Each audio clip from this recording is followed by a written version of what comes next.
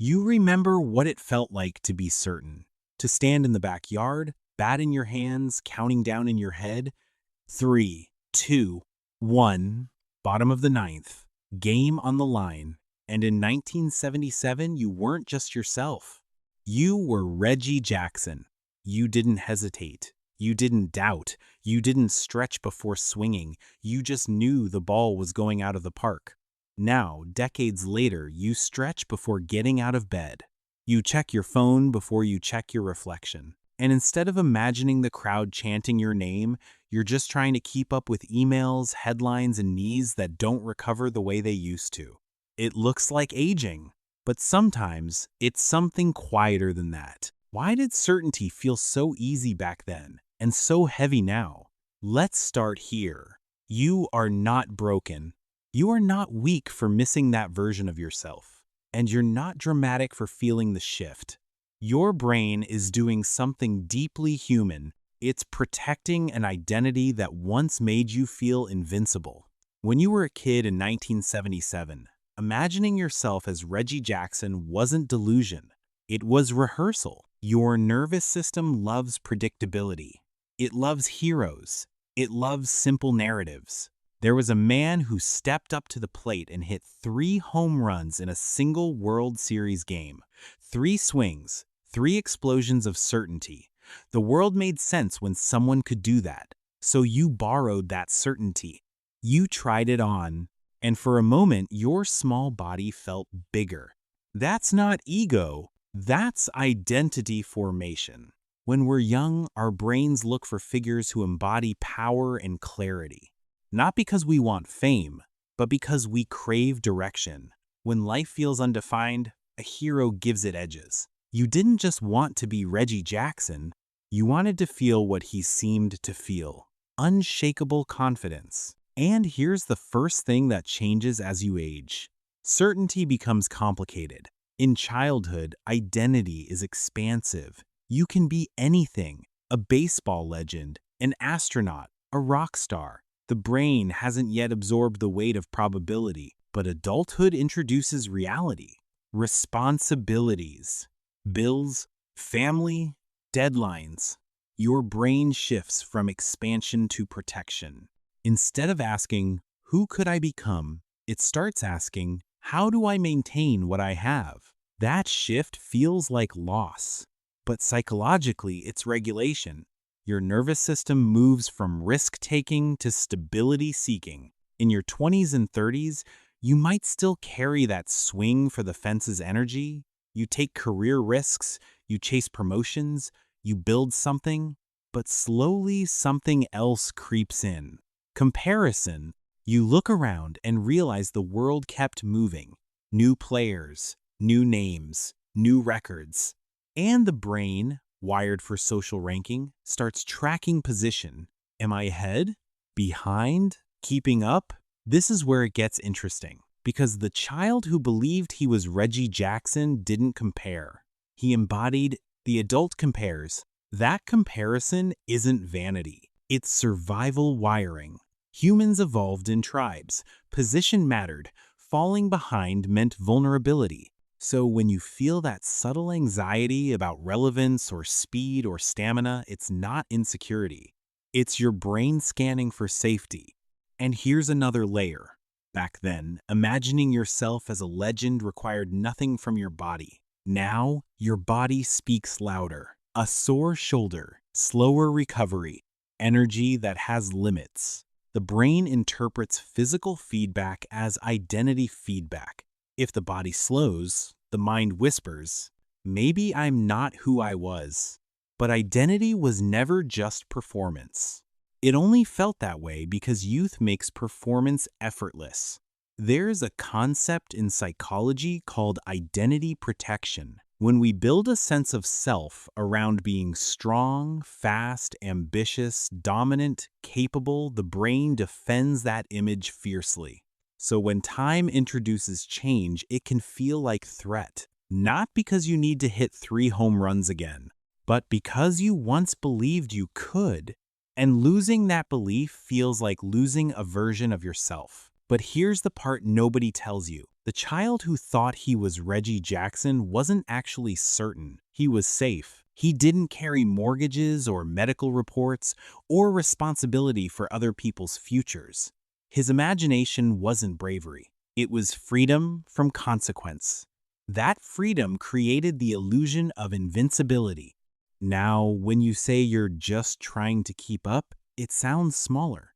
But psychologically, it's heavier. Keeping up requires sustained effort, emotional regulation, patience, long-term thinking. The home runs of adulthood are rarely dramatic. They're consistent, quiet, invisible to crowds. There's another shift happening too. As we age, our attachment patterns become clearer.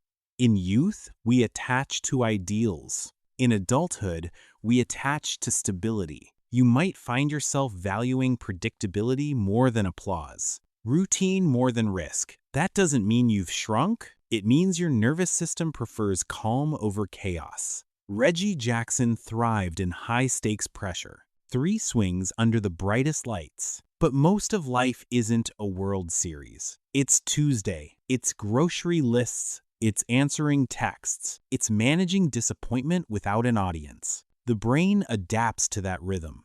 It conserves energy. It reduces unnecessary risk. It trades spectacle for sustainability. And sometimes that trade feels like loss. But it's actually evolution. You experience the same behavior differently now because life stage changes interpretation. When you were young, swinging hard meant possibility. Now, swinging hard might mean injury. Context changes meaning. The same ambition that once felt exciting might now feel exhausting. Not because you lost drive, but because your brain recalibrated its priorities. There's something else happening under the surface. Overstimulation? Modern adulthood is louder than childhood ever was. Notifications, news cycles, financial volatility, social media comparisons. Your brain processes more in a day than it once did in weeks. So when you say you're just trying to keep up, it might not be about talent. It might be about cognitive load. The nervous system can only handle so much novelty before it seeks predictability. And predictability feels safe. Think about the way you return to familiar music from your youth. Songs from 1977.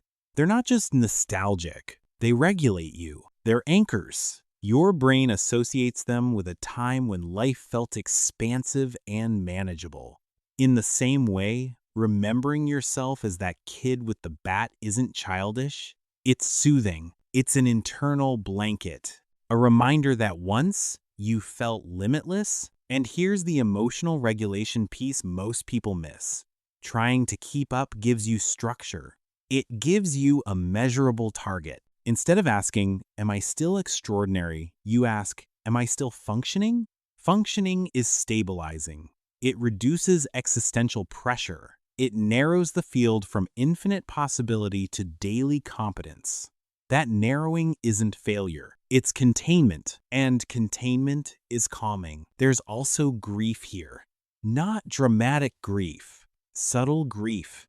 For the version of you who believed the crowd would chant your name, for the simplicity of heroes, for a world that felt slower. Grief doesn't mean regret.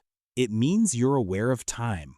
And awareness of time is a sign of maturity, not decline. You're not just trying to keep up with others. You're trying to keep up with the version of yourself you once imagined. But here's the quiet truth. You were never Reggie Jackson. And that was never the point. The point was how it felt to believe you could be. That feeling didn't disappear. It transformed. It shows up now when you solve a problem calmly instead of dramatically. When you choose stability over applause. When you endure instead of explode. 3 home runs in one game is spectacular. Showing up for decades is rarer. Your brain doesn't celebrate consistency the way it celebrates spectacle. But consistency is what builds real identity. The child version of you needed heroes to feel powerful. The adult version of you needs resilience to feel safe. And resilience is quieter. It doesn't get a nickname. It doesn't headline sports pages, but it keeps you here, still swinging, just differently. So when you catch yourself thinking, I used to feel unstoppable, understand what you're really noticing. You're noticing a transition from fantasy-based identity to reality-based identity, from expansion to integration, from proving to sustaining. That shift can feel smaller, but it's deeper.